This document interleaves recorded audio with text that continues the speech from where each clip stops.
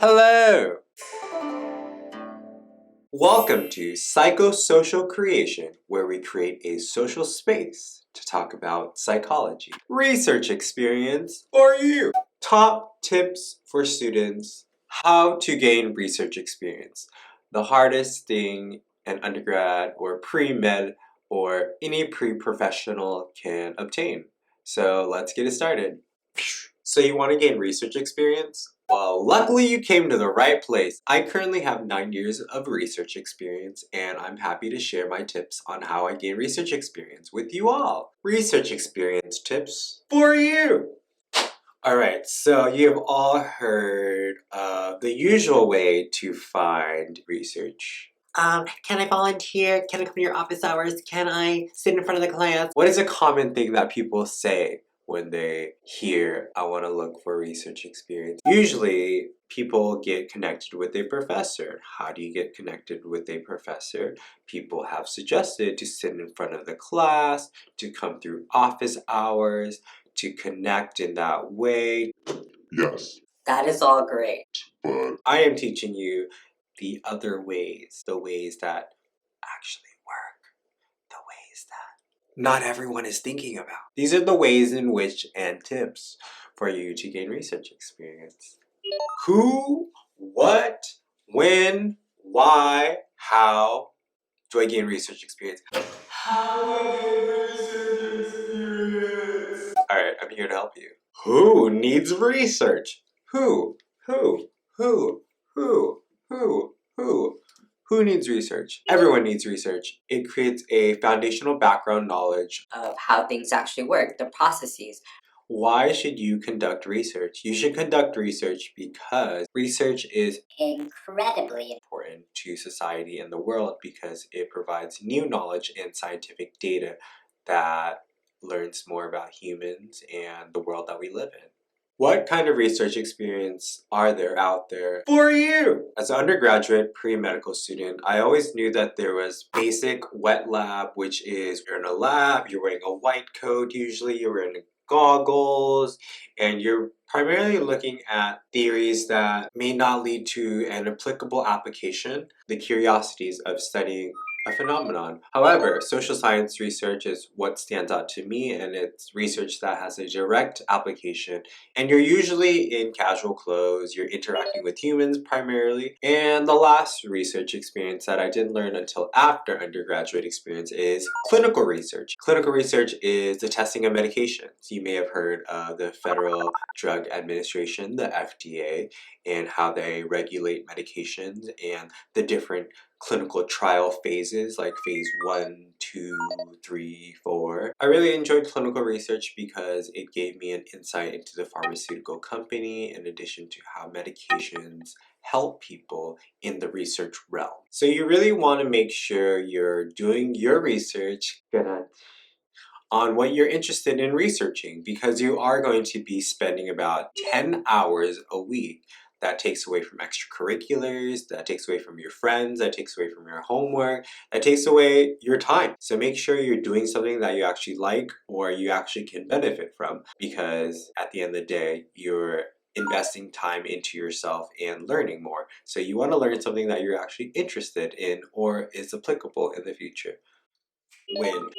When should you conduct research? So timing is everything. Joining research and timing it is very critical, which a lot of people don't think and talk about because you may join a lab in the beginning, such as their developmental phases where they're thinking about the project, things that can change before actually implementing or actually launching the study. You may be in the middle. You may be right when they are collecting data. And you also may be lucky and also unlucky because they may be at the end where they're publishing or they are doing conferences. But you may or may not have contributed enough to be on the presentation or contributed enough to be on the paper. Therefore, timing is everything. And so make sure you understand where you are jumping into the lab and how you can contribute at that moment in time. How? The big question. How?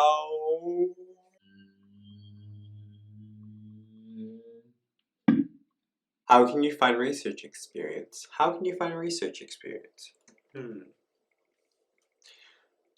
Graduate students. Look for graduate students. I have talked to many graduate students in research labs that have provided the pros and cons to the research. You kind of get a sense of the nitty-gritty of what the actual lab culture is, the type of work you'll be doing. Is it basic pipetting and doing that for 10 hours a week, or are you interacting with participants and conducting surveys? Are you interviewing people? So make sure you understand what you're getting yourself into so the graduate student can actually help facilitate how the lab actually works and functions. How? Look for clubs and organizations on your campus. By finding clubs and organizations, you're connecting with people. You're trying to get a foot in the door. So making sure you're connecting with people, building your social network. For instance, a student is graduating next year and there's an opening in their lab. If you were to nudge them and you're like right by them, you connect in a genuine way and you build these connections not in a profitable way, but actually in a learning and opening and welcoming way. Find a mentor is how. From a past YouTube video about how to find a mentor and what a mentor actually means. Therefore, check it out. I find finding a mentor to be significantly important to obtain my goals because you have someone to look for, you have a goal, your mentor is your big goal, and they can actually help you reach that goal. The one thing that a lot of people do not look into are job listings, such as Craigslist or LinkedIn or Google. There are actually a lot of unpaid or paid research experience opportunities on job postings. I've seen a lot of unpaid research, unpaid internships. These are a great start, especially when you want to get your foot in the door, especially when you want to gain experience. And it only takes one experience to lead you and pivot you to the next research experience. So building up that resume or a CV to gain more research experience and kind of craft that research niche that you're going to be following. One of my top tips is cold emails. You've probably heard it before. That is my number one suggestion. My number one suggestion, because guess what? Guess what? It only takes one. It only takes one. So if you email 500 people and you get one response and it fits your schedule and it's close to you and it's kind of interesting and or it is interesting and you can learn from it, then take it. It only takes one. It only takes one. Honestly, it takes one. How do you cold email professors? How do you do it? So what I would suggest is to look up the website of the campus that you're interested in or the department that you're interested in and look at all the professors, look at what they're doing, look at their research, see if you can connect with their research and read their articles because I'm sure they're published. I would hope. But read their research articles and kind of get an insight. So you find the professors on the website and you email them. So what do you say in email? What do you put in your email? My suggestion is to Google some research assistant resume or research assistant cover letter on Google and craft it to yourself and craft it to your personality, craft it to your research experience that you would like to gain and also your research interest. Understand that professors are extremely busy and their time is extremely valuable. So make sure you are adding value to their life. What can you bring to the table? In your email, you should talk about your future goals and how this research experience or lab will align with your research goals in the future. Talk about yourself in a positive manner, such as if you don't have a skill or you don't have an experience, talk about how you would like to gain that experience and talk about the skills you do have that can add and contribute to the lab. Make sure you sound interesting, you sound like a human, you don't sound like a begging student who wants to get research experience. Make a connection, a genuine connection, and reach out. And good luck, because it does only take One.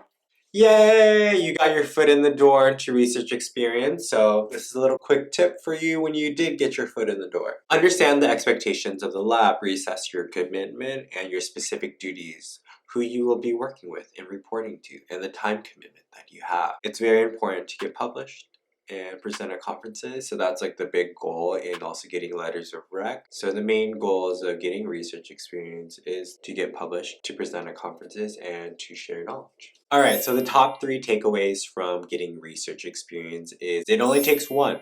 It only takes one person to craft your research journey and experience that will propel you to more research experience if you like research. What I found in my journey is that through all the research experience that I had, I really learned to craft what I like and what I do not like, such as I do not like research that doesn't work with humans. So I really like human research.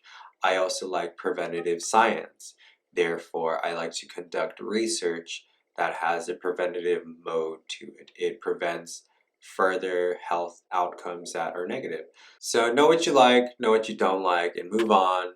And it only takes one experience to get your foot in the door, and from there, you will go on to your research journey. And it's funny how I talk to other researchers and ask, how did you get experience in this? And it's always that one little foot in the door that has changed your mind and sparked your interest, or also sparked your disinterest.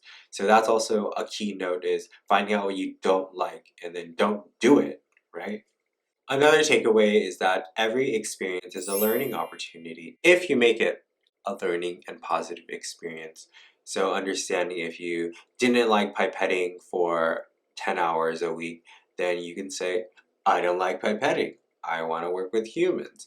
And therefore, you should take that opportunity to be grateful that you have the opportunity to learn that you do not like pipetting. So each experience is a learning experience, and use it to your advantage. You can always find a positive little swivel in the negatives abyss. The last takeaway is making sure you fit.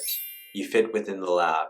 You understand your needs and you understand the lab's needs. At the end of the day, you fit within the lab culture because you want a strong letter of recommendation, and also strong experience. So if you put in 2 years of research experience and you don't like your PI, or your PI doesn't like you, your principal investigator doesn't like you, then your letter of rec is poop. You also want strong experience, because if you are pipetting 10 hours a week and that's all you're doing, but you want to work in psychology and work with humans, that is not something that is going to benefit you. So making sure you fit within the lab culture, making sure you bond or at least have a working professional relationship with your mentor or graduate students as well. Secret bonus tip, secret bonus tip, secret bonus tip. Alright, the secret bonus tip is to attend weekly lab meetings. You didn't know about weekly lab meetings, did you? So each lab has to meet, they have to talk, they have to collaborate, and usually other labs collaborate with other labs. So my first research experience was getting an opportunity to sit in a research lab meeting, and therefore by sitting in that lab meeting, you're able to talk with other researchers and other graduate students. Basically, the tip of finding a connection and getting your foot in the door and being available to work and being interested and curious to learn more about other people's research. So, research lab meetings are key to finding research experience. Question of the day: how did you find research? Do you currently have research? Are you currently struggling to find research? If so, comment down below and let me know how I can help for you, because it would be really interesting to see what other tips and tools we can share with the community to gain research experience, because research experience is extremely hard to find and to locate. And also, the hardest thing about research is doing something that you like and that you can stick to it. And that's just life in general, right? So making sure you do something that you like and you're passionate. Thank you all for your time, and I appreciate you. Thank you for watching Psychosocial Creation, where we create a social space to talk about psychology. And if you stuck to the end of this video, put a alien emoji at the bottom. Alright, I'll see you all next Thursday. Bye.